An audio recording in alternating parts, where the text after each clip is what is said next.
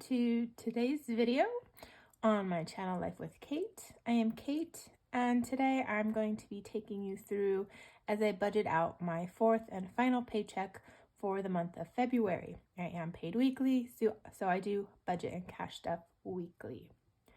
Let's go ahead and get into my numbers. I have filled all of these out already. I just feel like it's a little bit smoother than having y'all watch me fill them out. I do figure out all of the amounts that I want to put towards each category on a spreadsheet that I have that's a budget by paycheck, but then I physically transfer it into my budget by paycheck workbook just because I find actually writing out the numbers has more of a connection for me. It grounds me more in the numbers that I've said that I'm going to spend for the month. All right. Since it is the final week of February, I do go ahead and budget my checking rollover so that I can make sure that I start the next month with the amount in my account that I want to actually start off the month with. So in my checking rollover, I did have $851. In my cash rollover, which I've already put back in the bank, I did have $23. And my paycheck from my 9-to-5 job was $485.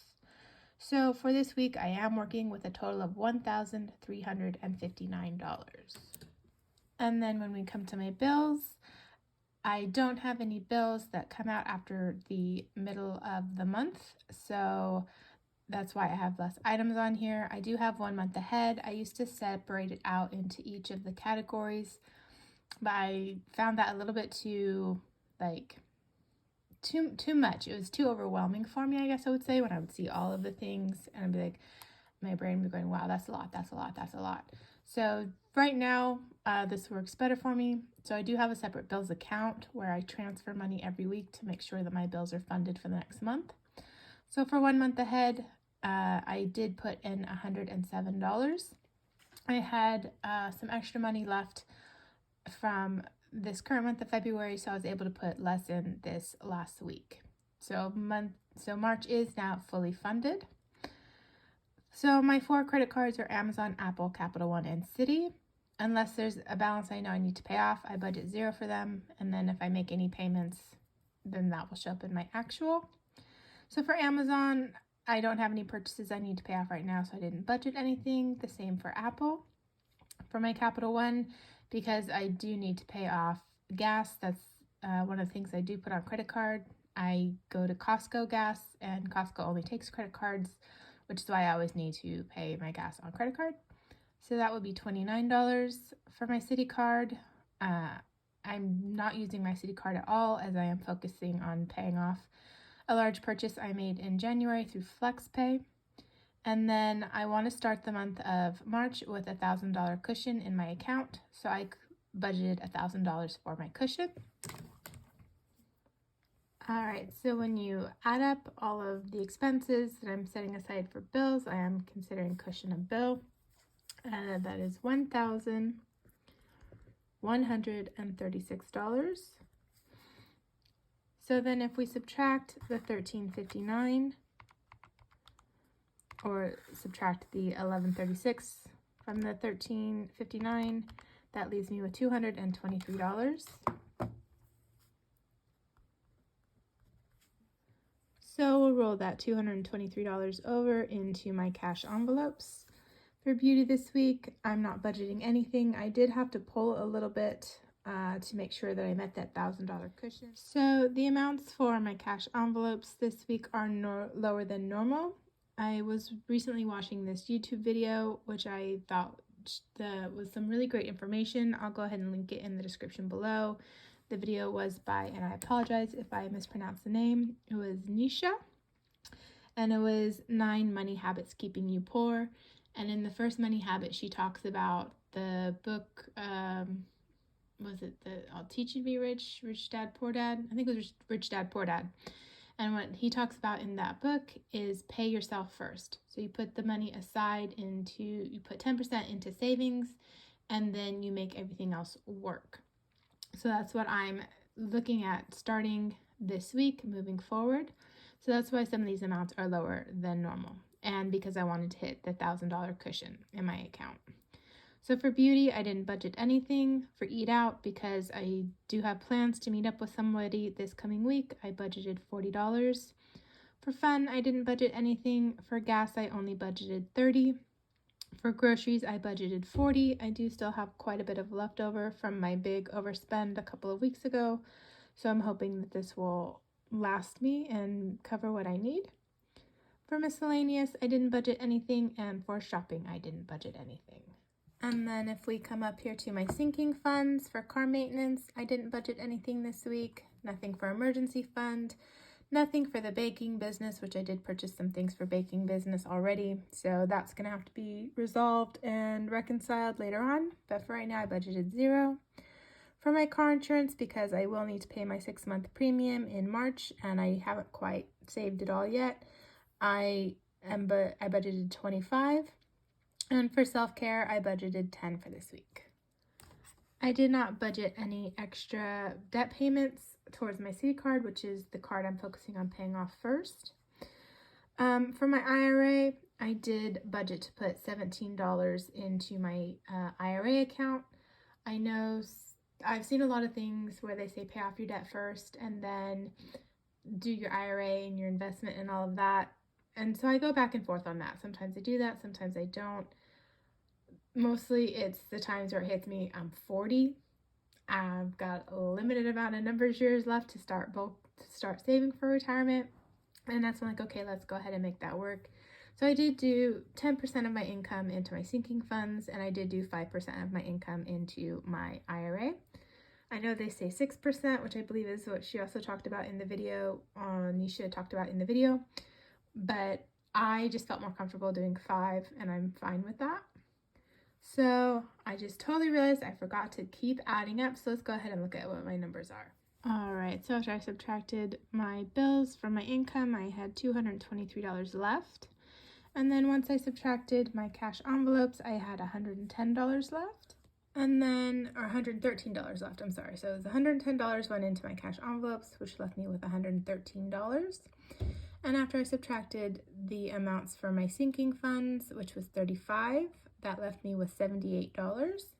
And then with the leftover $78 going into my investments and my extra savings, I put $17 into my IRA, which left me with $61, which is exactly how much it should leave me with, because there are 2 bills that will pull out of my primary checking account and not my bills account, because one of them I can't switch, and the other one I decided I would just go ahead and let it keep pulling out of. That one actually goes on credit card, and I pay my credit card out of my primary checking, which is why I'm leaving those 2 expenses in my primary checking account.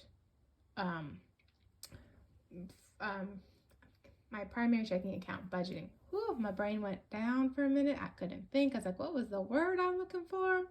So yeah, so this actually all equals up, because the 2 bills that will pull out of my primary checking does equal $61. So this is technically 0 based. Next time I might go ahead and put it on my bills tracking, just so that it will actually show 0 until those bills pull. I would need to keep adding them to my bills tracking, which I need to make sure that I do, so that I ensure that I have the money for them when it comes time to pay them. But it's not what I chose to do this week.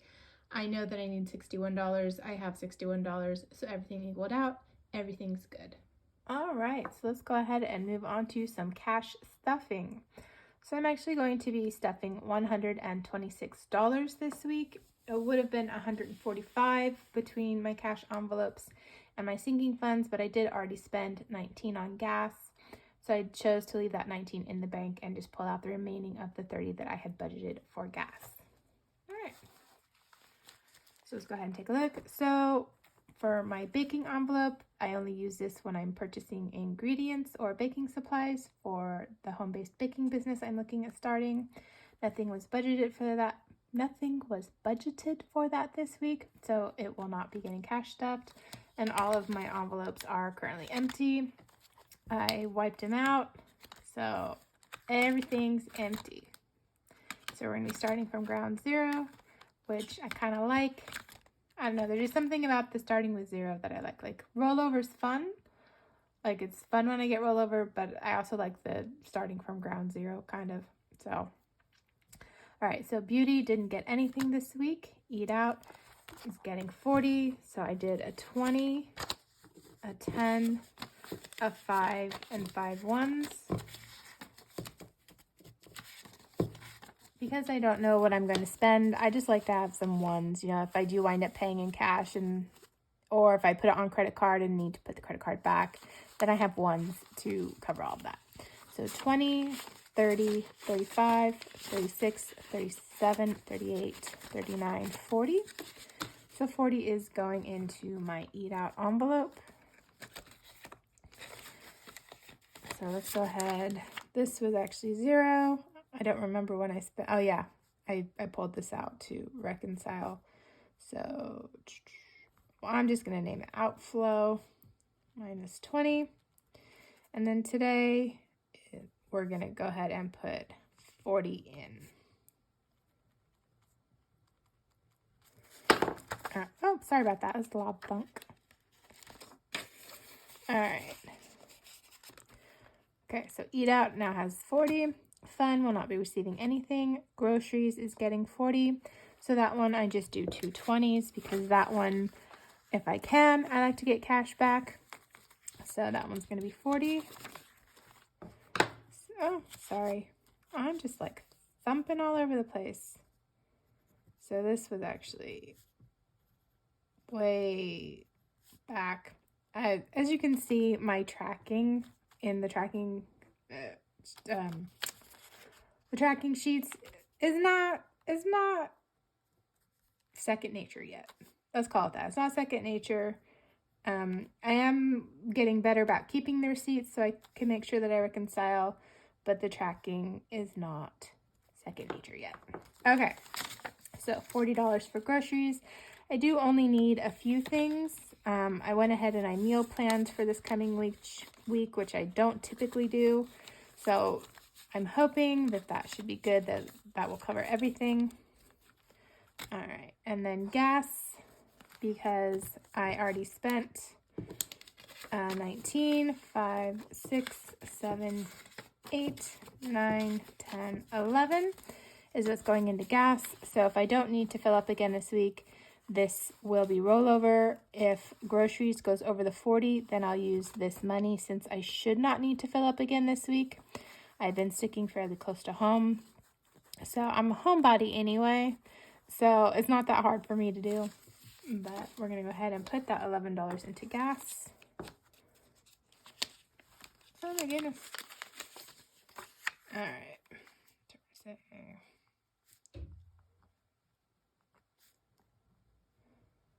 All right, so then we'll do that. It was because I did get gas today. We'll go ahead and put it was plus 30. And then we'll go ahead and put in my outflow. I do get my gas at Costco. I believe I said that earlier. So, all right, so there we go. So then we have $11 left in gas. I like to keep the receipts on front so I don't forget that I have them. Because I'm somebody, like, I don't know if y'all have the same thing. If it's not in my direct line of sight, I just forget about it. It's like out of sight, out of mind for me. So that's why I'm trying to keep the receipts in the front. I'm thinking about maybe adding a receipts envelope to the back, but I don't know. I haven't made up my mind yet. Okay. And then there's nothing in back to bank. I already took that $23 back and put it in the bank. And then we get to move on to sinking funds. So we're going to go ahead and put $10 into self-care.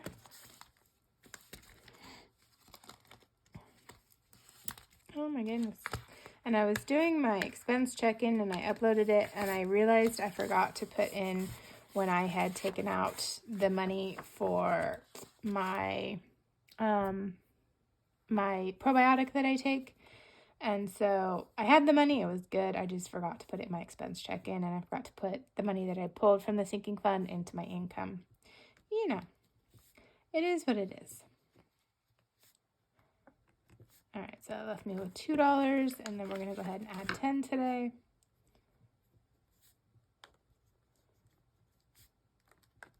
Which will give me $12. All right, so 10, 11, 12 is in self-care.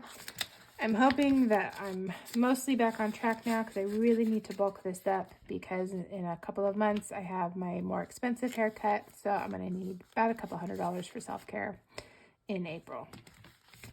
All right, so that's right. I wait till I have $500. I totally forgot to even have this envelope because it's been a few weeks now since I've been able to stuff anything in here because of overspending and reconciling and recovering and recuperating, but it's all good.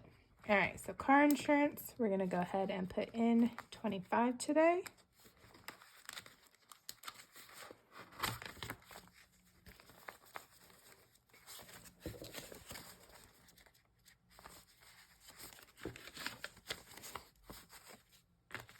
Oh, and I never put what I already had in there.